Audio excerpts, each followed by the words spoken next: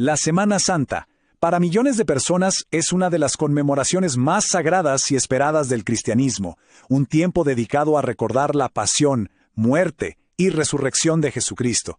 Es, sin duda, una tradición con raíces muy profundas en nuestra cultura y fe.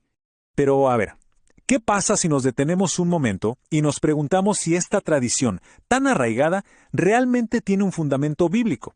Bueno, justo de eso se trata este análisis. Vamos a meternos de lleno en una perspectiva que pone precisamente eso sobre la mesa y lanza una pregunta clave. ¿Hay algún lugar en las Escrituras que nos diga que celebremos esto cada año?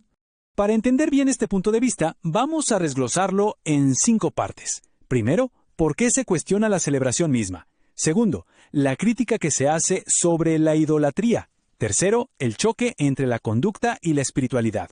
Cuarto, un detalle matemático muy interesante sobre el tiempo. Y por último, ¿cuáles serían las alternativas que sí estarían establecidas? Muy bien, arranquemos con el primer punto. El argumento principal de esta perspectiva no es negar la importancia de la salvación, para nada. La cuestión es otra, si la forma en que se conmemora tiene de verdad una orden directa en la Biblia. Entonces, el punto crucial aquí es este. La crítica no va hacia el evento en sí, ojo, sino a la tradición de celebrarlo como una obligación anual. La postura es que, claro, hay que dar gracias a Dios, pero que no hay ninguna orden específica en la Biblia para crear una fiesta anual alrededor de estos hechos. Y partiendo de esa base, el texto lanza su primera gran crítica. Argumenta que, en la práctica, la Semana Santa se ha centrado en algo que define como idolatría. Ahora, es súper importante entender a qué se refiere con idolatría en este contexto. La define como cualquier acto que pone el foco en objetos, en imágenes o en rituales, en lugar de ponerlo directamente en Dios, y subraya que esto, según las Escrituras, es considerado una ofensa muy grave.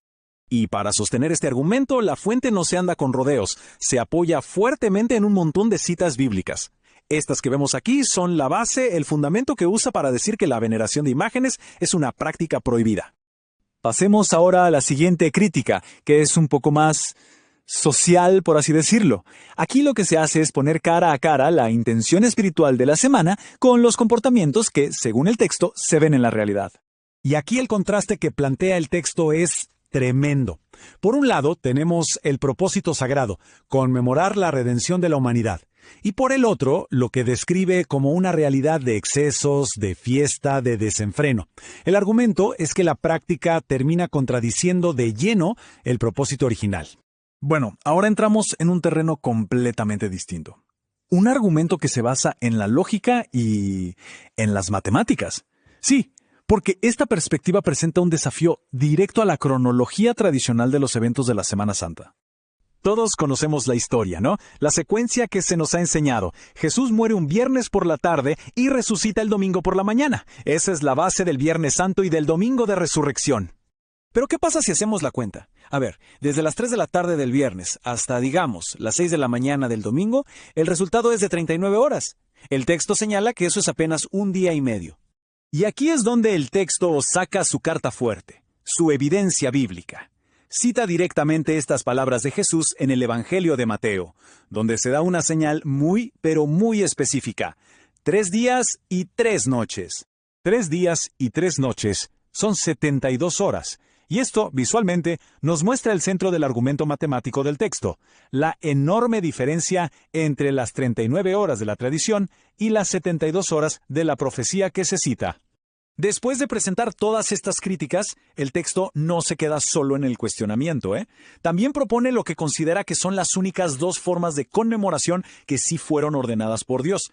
Según esta perspectiva, en lugar de celebrar una fiesta anual, las maneras correctas y bíblicamente establecidas para que los creyentes recuerden la muerte y resurrección de Cristo son a través de estas 2 ordenanzas, el bautismo en agua y la participación en la Santa Cena.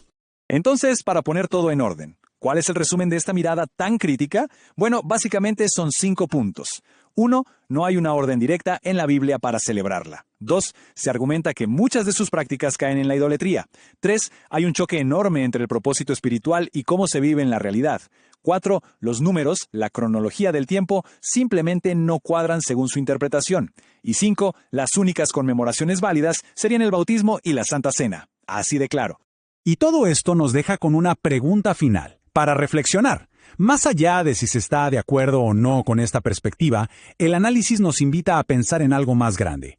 ¿Cómo es que las distintas formas de interpretar un mismo texto pueden llegar a moldear e incluso a desafiar tradiciones que han durado cientos y cientos de años?